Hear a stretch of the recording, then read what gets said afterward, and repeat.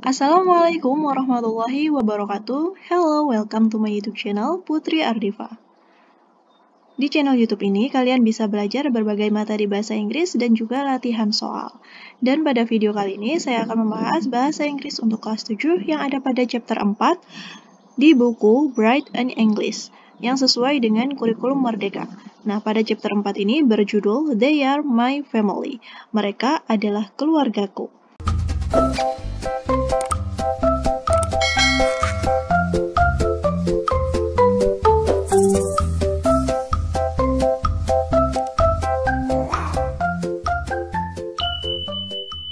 Nah, apa saja yang akan kita bahas pada chapter 4 ini? Pada chapter 4, kita akan belajar 4 materi. Yang pertama, use the simple present tense, yaitu penggunaan simple present. Yang kedua, do a role play on question and short answer, bermain peran pada pertanyaan dan jawaban singkat. Dan yang ketiga, recognize our family members in a family tree, mengenal anggota keluarga kita dalam sebuah pohon keluarga. Dan yang terakhir, use possessive and possessive adjective, yaitu kata ganti kepemilikan. Baiklah, langsung saja saya akan membahas yang ada di chapter 4 di activity 1. Pada activity 1 di sini ada teks tentang Akela Naraya. Nah, kalian bisa baca teks tersebut. Dan langsung saja saya akan bahas yang ada di activity 2. Di activity 2 ini aktivitasnya adalah read the text in activity 1, bacalah teks yang ada di activity 1, kemudian write true or false on each statement. Kemudian tuliskan true itu benar atau salah itu false berdasarkan pernyataan di bawah ini. Jadi, activity 2 ini masih ada hubungannya dengan yang ada di activity 1 ya. Karena bacaannya sesuai dengan bacaan di atas. Untuk pernyataan yang pertama yaitu Akela buys many clothes from other countries. Akela membeli banyak pakaian dari berbagai negara. Nah, kalian bisa lihat di sini untuk pernyataan tersebut tidak sesuai ya, karena di sini Akela itu tidak membeli pakaian dari berbagai negara. Jadi, pernyataan untuk nomor 1 ini adalah salah atau bisa kita tuliskan false. Kemudian untuk pernyataan yang kedua, Akela's parents support her activities. Orang tuanya Akela mendukung aktivitasnya. Kita lihat di sini pada bacaan di paragraf yang keempat, to support her activities in design, Akela's parents allow her to take a homeschooling. Jadi untuk mendukung aktivitasnya, maksudnya di sini aktivitasnya Akela sebagai desainer, orang tuanya memperbolehkannya untuk mengikuti homeschooling. Jadi di sini pernyataan yang kedua ini sesuai dengan bacaan di atas. Kita tuliskan true. Kemudian untuk pernyataan yang ketiga, Akela joins the homeschooling because she doesn't like making friends. Akela mengikuti homeschooling karena dia tidak suka berteman. Nah, kalau kita baca di paragraf yang keempat tadi, dia mengikuti homeschooling bukan karena Akela tidak suka berteman ya. Namun dia mengikuti homeschooling karena untuk mendukung aktivitasnya sebagai desainer. Dia ingin memanage waktunya dengan baik. Dan pernyataan nomor 3 ini salah ya. Jadi kita tuliskan false. Kemudian untuk pernyataan yang keempat, KPAI grant Akela as the inspirational figures 2018 because she owns cake clothing business. Nah, di sini KPAI menganugerahkan Akela sebagai figur inspirasi karena dia memiliki bisnis baju yang berjudul K. Nah, pernyataan tersebut sesuai dengan bacaan di atas ya. Kita lihat pada paragraf yang terakhir. Nah, di sini KPAI memberikan penghargaan kepada Akela sebagai inspirational figures. Jadi, pernyataan nomor 4 ini sesuai ya. Kita tuliskan true. Untuk pernyataan yang terakhir atau yang nomor 5, Akela is proud of Indonesian motifs. Akela bangga terhadap motif Indonesia. Di sini maksudnya motif desain dan motif batik gitu ya. Di sini Akela menunjukkan bahwa dia bangga akan motif Indonesia ya. Pada paragraf yang ketiga, di situ dia menunjukkan dia ingin membuat motif batik ayam Ciparage. Jadi pernyataan nomor 5 ini sesuai dengan bacaan di atas, sehingga kita tuliskan true. Pada halaman berikutnya, di sini ada penjelasan tentang simple present tense. Simple present tense adalah kalimat yang digunakan untuk mendeskripsikan kebiasaan atau aktivitas sehari-hari. Bisa juga menjelaskan tentang kebenaran umum. Kebenaran umum itu contohnya matahari terbit dari timur, matahari tenggelam di barat. Nah, itu merupakan kebenaran umum. Kalau kegiatan sehari-hari itu ya aktivitas yang sehari-hari kita lakukan, misalnya makan, mandi, belajar, atau bisa juga tidur itu ya. Kalau habits atau kebiasaan, nah itu kebiasaan kita. Nah, misalnya setiap pagi saya selalu sarapan, sebelum berangkat sekolah selalu mandi. Nah, seperti itu contohnya. Nah, di sini untuk simple present tense ini di sini ada rumusnya ya. Jika kalian ingin membuat kalimat dengan bentuk simple present tense, kalian harus memperhatikan rumus berikut ini. Di sini ada 3 rumus kalimat, yaitu pada kalimat yang positif, pada kalimat negatif, dan yang ketiga pada kalimat interrogatif atau pertanyaan.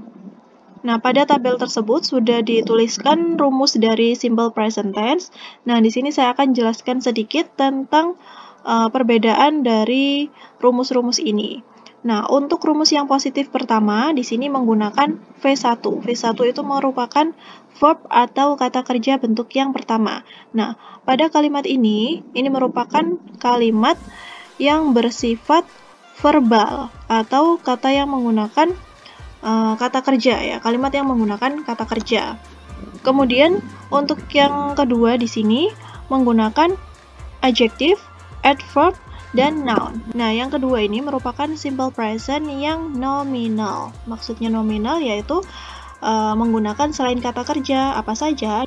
Di situ menggunakan adjective atau kata sifat, kemudian menggunakan adverb atau kata keterangan, dan menggunakan noun atau kata benda. Nah, di sini untuk rumusnya ada S, itu merupakan subject ya. Kemudian V1 tadi merupakan verb atau kata kerja dan ditambah dengan objek.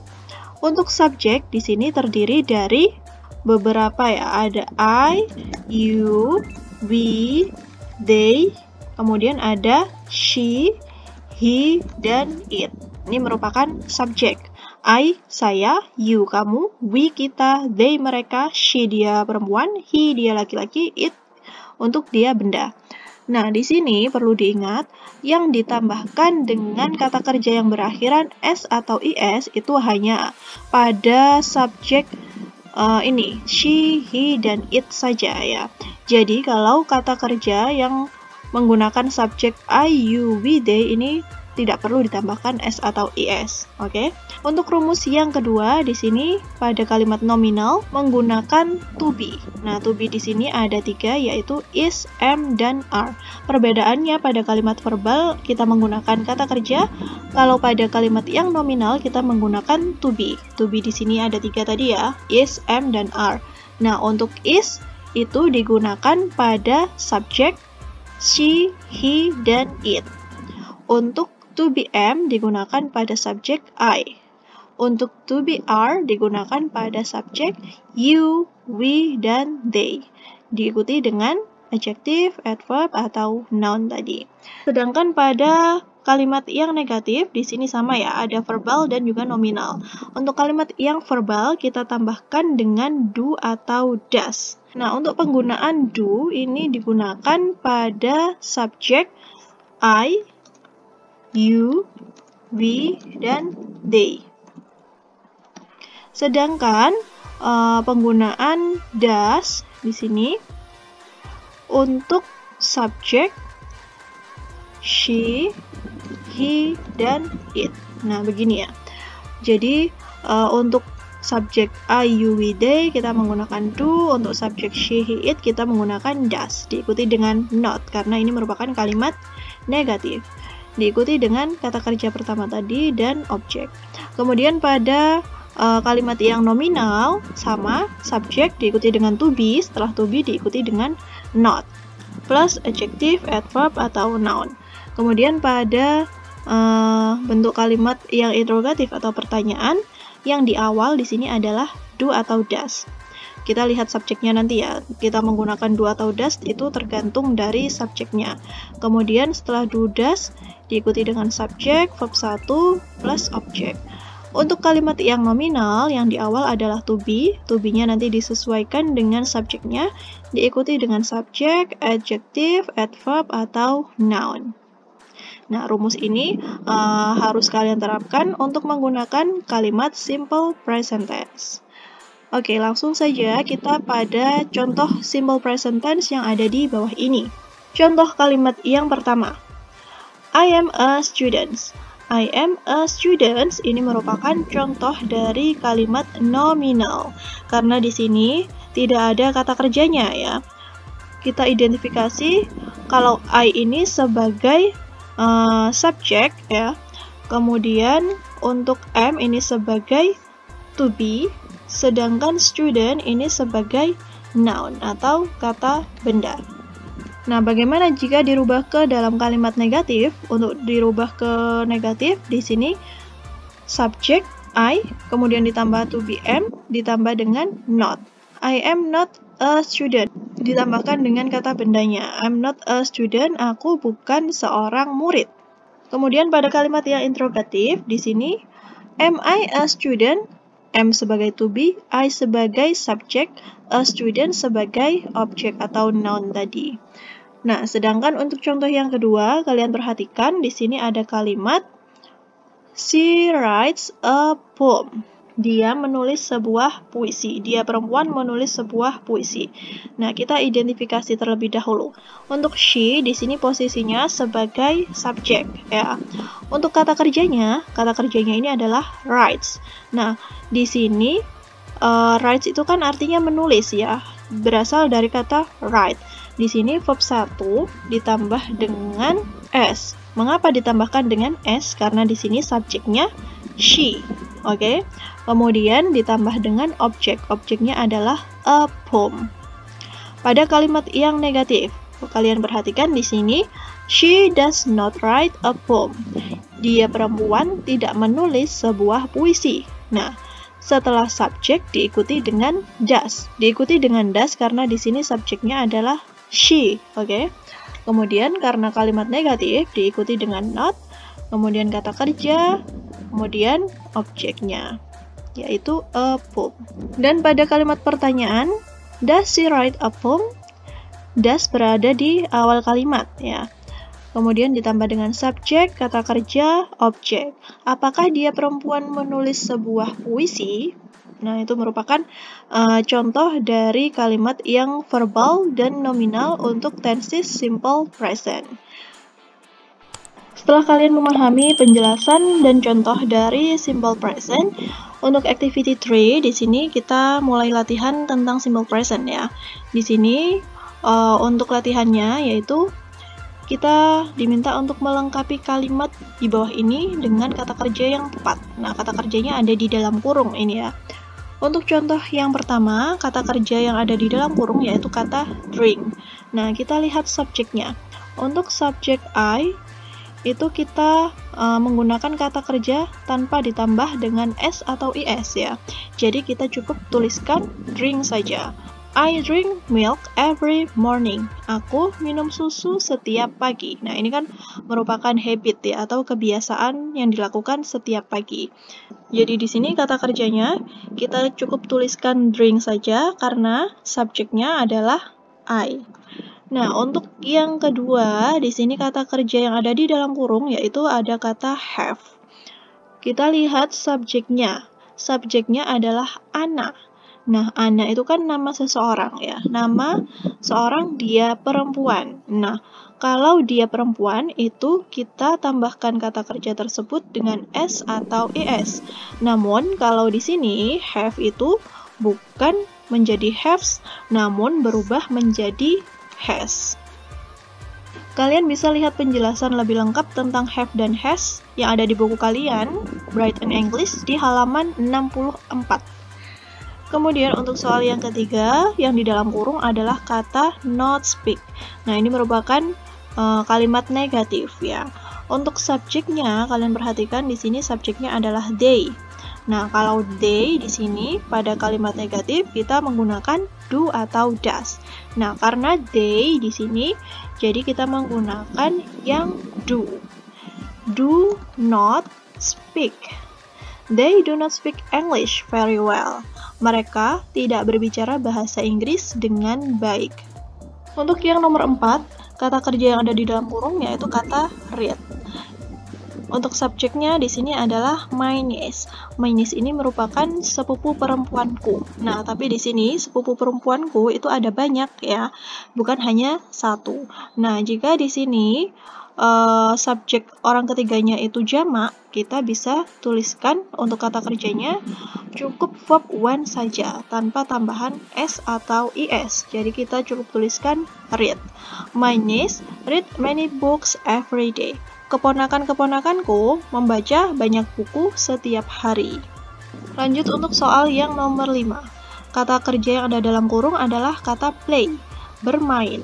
Untuk subjeknya di sini adalah my friends. Nah, kalian lihat di sini my friends itu ada s-nya ya, jadi teman-temanku. Oke, untuk teman-temanku di sini kata kerja yang kita gunakan adalah cukup verb one saja tanpa tambahan s atau is. Karena my friends itu merupakan subjek orang ketiga jamak. My friends play badminton in a field. Teman-temanku bermain badminton di lapangan. Dan untuk soal yang nomor 6, kata kerjanya adalah it. Subjeknya adalah my cat. My cat di sini kucingku. Nah, kucingnya ada berapa? Karena di sini tanpa s ya, jadi kucingnya hanya ada satu. Kucingku. Nah, kalau kata kerjanya di sini kita tambahkan dengan s ya. Jadi my cat eats. Nah, seperti ini. Eats 10 sausages in a day. Kucingku makan 10 sosis dalam sehari. Jadi yang perlu kalian perhatikan untuk menentukan kata kerja, kalian lihat kata kerjanya terlebih dahulu, kemudian subjek yang digunakan. Nah, untuk soal yang nomor 7, kata kerjanya adalah meet, bertemu. Untuk subjeknya adalah my family, keluargaku. My family meet every Sunday for a family dinner. Keluargaku bertemu setiap hari Minggu untuk acara makan malam keluarga. Dan untuk nomor 8, kata kerjanya adalah give, memberi. Subjeknya adalah the waiters, pelayan. Pelayannya di sini banyak ya, lebih dari satu. Jadi di sini untuk kata kerjanya kita cukup menggunakan verb one saja tanpa tambahan s atau is. Untuk nomor 9, kata kerjanya adalah cook, memasak. Subjeknya adalah my mother, ibuku. My mother, kata gantinya itu adalah she, ya, dia perempuan. Jadi di sini untuk kata kerjanya kita tambahkan dengan s. My mother cooks chicken curry for our picnic. Ibuku memasak kari ayam untuk piknik kita. Dan untuk nomor 10, kata kerjanya yang ada dalam kurung adalah kata go to. Untuk subjeknya di sini ada Egita and Putra. Nah, di sini ada dua orang laki-laki ya. Meskipun dia Egita dan Putra itu dia laki-laki, namun di sini karena dua orang kita menggunakan kata ganti they. Oke. Jadi untuk kata kerja yang digunakan kita menggunakan go to. Egita and Putra go to school together by bike. Egita dan Putra pergi ke sekolah bersama-sama menggunakan sepeda. Kita tetap menggunakan kata go ya, karena di sini subjeknya adalah dua orang, yaitu Egita dan Putra. Dan untuk nomor 11, kata kerja yang digunakan dalam kurung adalah kata live. Untuk subjeknya di sini ada Darren and his family. Ada Darren dan keluarganya. Nah, subjeknya itu jamak ya. Jadi di sini untuk kata kerjanya kita menggunakan live tanpa tambahan s atau is.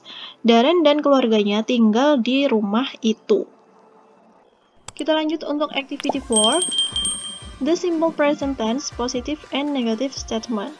Di sini ada kalimat simple present yang berbentuk positif dan negatif. Untuk aktivitasnya, kalian diminta untuk melihat kalimat di bawah ini. kemudian beri garis bawah untuk kata kerja. Jadi kalian hanya diminta untuk memberi garis bawah pada kata kerja berikut ini. Untuk nomor 1, pada kalimat Iren does not live in Jakarta anymore. Iren ini menduduki sebagai subjek. Kemudian does not live ini sebagai kata kerja. Jadi diberi dengan garis bawah seperti ini ya. Kemudian in Jakarta anymore ini sebagai objek. Untuk soal yang kedua, Deandra and Tommy only eat vegetables every day. Deandra and Tommy sebagai subjek, eat ini sebagai verb atau kata kerjanya. Vegetables ini sebagai objek, everyday ini keterangan waktu.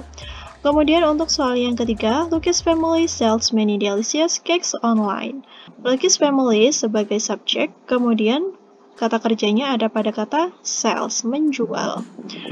Dan untuk yang nomor 4, my sister teach math at school. Untuk verb atau kata kerjanya ada pada kata teach, mengajar. Dan untuk soal yang kelima, grandma and grandpa buy vegetables in the market. Grandma and grandpa sebagai subjek. Untuk kata kerjanya ada pada kata buy, membeli. Our dog sleeps on the couch.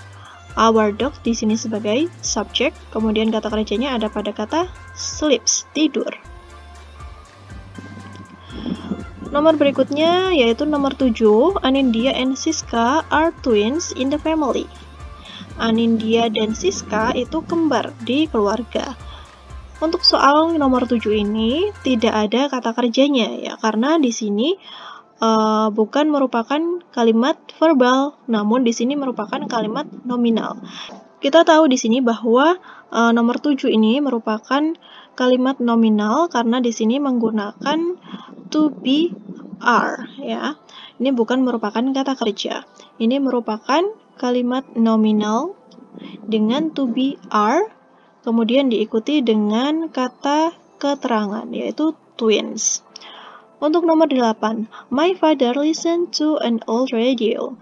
My father sebagai subjek yaitu ayahku, kemudian verb atau kata kerjanya ada pada kata listens, mendengarkan. Emily studies Mandarin with her sister. Emily sebagai subjek, kemudian kata kerjanya ada pada kata studies, yaitu belajar. Dan untuk nomor 10, Bianca has 2 new bags from her birthday.